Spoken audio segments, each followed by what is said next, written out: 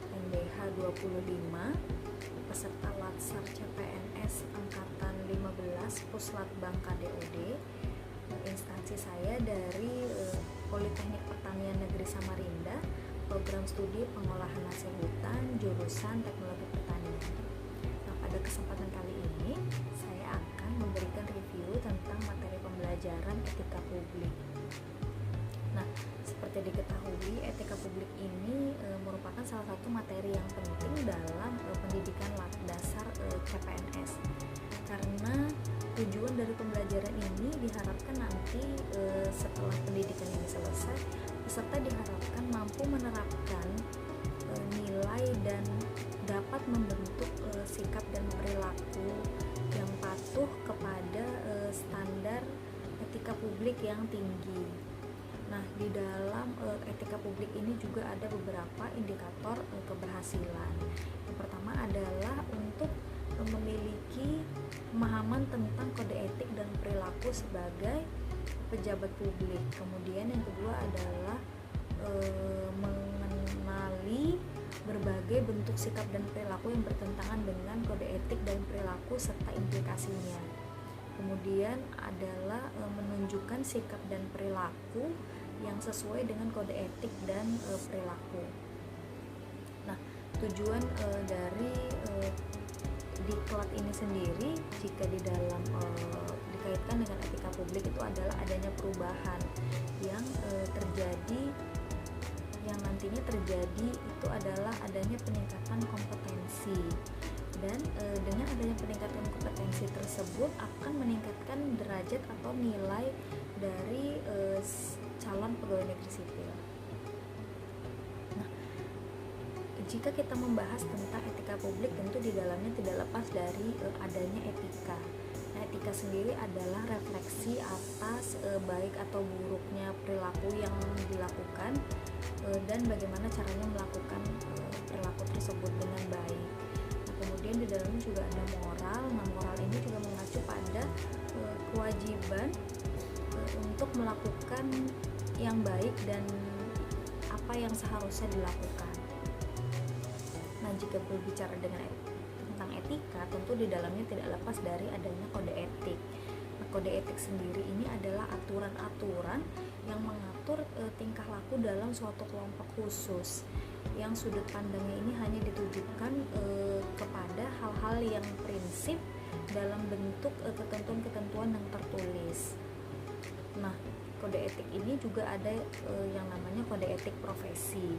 Kode etik profesi ini adalah untuk mengatur tingkah laku atau etika suatu kelompok khusus dalam masyarakat melalui ketentuan-ketentuan tertulis yang diharapkan ini dapat dipegang secara teguh oleh sekelompok profesional tertentu. Nah, salah satu kode etik profesi yang kita ketahui adalah dalam dunia kedokteran ya. Kalau dalam dunia kedokteran kan dokter itu tidak diperbolehkan untuk memberikan informasi pasiennya kecuali kepada wali dari pasien tersebut. Nah, apa sih etika publik yang kita bicarakan sejak tadi? Nah, etika publik ini adalah refleksi tentang norma yang menentukan baik atau buruknya, kemudian benar atau salahnya tindakan dan keputusan untuk mengarahkan kebijakan publik ini dalam rangka melaksanakan tanggung jawabnya sebagai dalam pelayanan publik. Nah, etika publik ini juga tidak terlepas dari Undang-Undang ASN nomor 5 tahun 2014. Nah, di dalamnya itu ada tentang kode etik aparatur sipil negara itu apa saja. Yang pertama adalah melaksanakan tugasnya dengan jujur, kemudian bertanggung jawab dan memiliki integritas yang tinggi. Kemudian melaksanakan tugasnya dengan cermat dan disiplin, lalu melayani dengan sikap hormat, sopan dan tanpa tekanan. Nah, kemudian ini juga ASN wajib menjalankan tugasnya dengan sesuai dengan peraturan perundangan yang berlaku. Lalu ASN ini juga wajib menjalankan tugasnya sesuai dengan perintah atasan pejabat yang berwenang sejauh hal itu tidak bertentangan dengan ketentuan perundang-undangan dan etika dalam pelaksanaan pemerintahan. Nah, kemudian ASN ini juga wajib menjaga kerahasiaan yang apalagi jika itu menyangkut kebijakan negara. Nah, kemudian ASN ini juga jika menggunakan atau mendapatkan fasilitas kekayaan dan barang milik negara ini harus digunakan secara bertanggung jawab, efektif dan efisien. Lalu ASN ini harus menjaga agar tidak terjadi konflik kepentingan dalam melaksanakan tugasnya sebagai pelayan publik. Lalu juga harus memberikan informasi secara benar dan tidak menyesatkan, lalu tidak menyalahgunakan informasi internegara untuk mendapatkan atau mencari keuntungan, baik itu yang bermanfaat bagi diri sendiri ataupun bagi orang lain. Kemudian ASN ini wajib memegang teguh nilai dasar ASN dan selalu menjaga reputasi serta integritas ASN itu sendiri. Kemudian juga ASN ini wajib untuk melaksanakan ketentuan peraturan perundang-undangan mengenai disiplin pegawai ASN.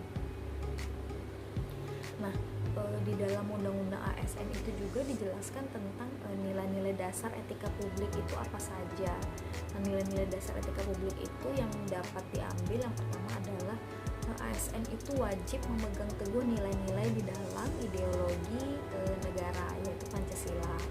Nah, kemudian ASN juga wajib setia dan mempertahankan Undang-Undang Dasar NKRI tahun 1945. Lalu wajib menjalankan tugas itu secara profesional dan tidak berpihak dalam kelompok manapun. Lalu juga wajib membuat keputusan ini berdasarkan prinsip keahliannya. Lalu juga wajib menciptakan lingkungan kerja yang tidak diskriminatif. Lalu ASN itu juga wajib untuk memelihara dan menjunjung tinggi standar nilai etika luhur. Lalu juga wajib mempertanggungjawabkan tindakan dan kinerjanya ini kepada publik. Jadi harus transparan. Kemudian juga wajib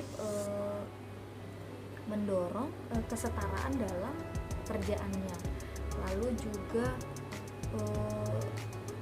mengutamakan pencapaian hasil dan mendorong kinerja pegawai. Lalu juga ada menghargai komunikasi dan kerjasama. Kemudian mengutamakan kepemimpinan yang berkualitas tinggi. Lalu ASN ini juga wajib untuk meningkatkan efektivitas sistem pemerintahan yang demokratis. Lalu juga harus memberikan layanan kepada publik ini secara jujur, kemudian tanggap, lalu cepat, akurat, berdaya guna, dan wajib santun juga. Kemudian ada memiliki kemampuan untuk melaksanakan kebijakan dan program pemerintah. Nah, teman-teman, di dalam etika publik itu ada yang dinamakan dimensi etika publik. Nah, itu ada 3.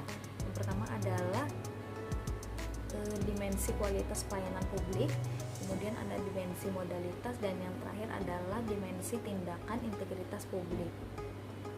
Nah, sebagai pelayan publik yang profesional ini kita tidak hanya membutuhkan teknik dan leadership ya, namun juga kita membutuhkan adanya kompetensi etika di dalamnya.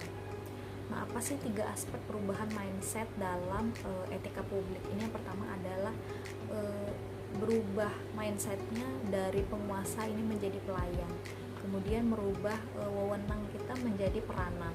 Lalu yang terakhir adalah menyadari bahwa jabatan publik ini adalah jabatan yang amanah, yang harus dipertanggungjawabkan ini tidak hanya di dunia namun juga nanti di akhirat. Nah, di dalam etika publik ini kenapa sih wajib untuk mengapa penting untuk dipelajari? Nah, seperti kita ketahui ya, pelayan publik ASN di sini sebagai pelayan publik itu dituntut untuk memiliki karakter moral publik. Di antaranya adalah memiliki sifat jujur, kemudian tanggung jawab, lalu ketulusan dan semangat dalam melayani. Nah, hal ini merupakan salah satu hal yang penting karena etika publik ini merefleksikan masyarakat politik, yakni orang-orang yang terlibat dalam lembaga-lembaga institusional ya. Nah, etika publik ini kan juga menekankan akuntabilitas, kemudian adanya transparansi, kemudian netralitas para pelayan publik yaitu ASN itu untuk mencapai pelayanan publik yang berkualitas, kemudian relevan dan berpihak pada kepentingan rakyat. Nah, di dalam dunia pendidikan sendiri, jika diimplementasikan etika publik ini sebenarnya setelah diterapkan, karena kita sebagai seorang pendidik, sebagai seorang dosen itu dituntut untuk jujur, kemudian bertanggung jawab. Salah satunya adalah tentang nilai mahasiswa. Misalnya kita tidak bisa memberikan nilai mahasiswa berdasarkan kita, oh mahasiswa ini pintar berarti dia nilainya harus tinggi, tidak seperti itu. Kita juga harus mengukur sesuai kemampuan dia dalam menerima apa yang kita terangkan. Nah, mungkin itu saja review saya tentang materi pembelajaran etika publik. Demikian yang dapat saya sampaikan. Assalamualaikum warahmatullahi wabarakatuh.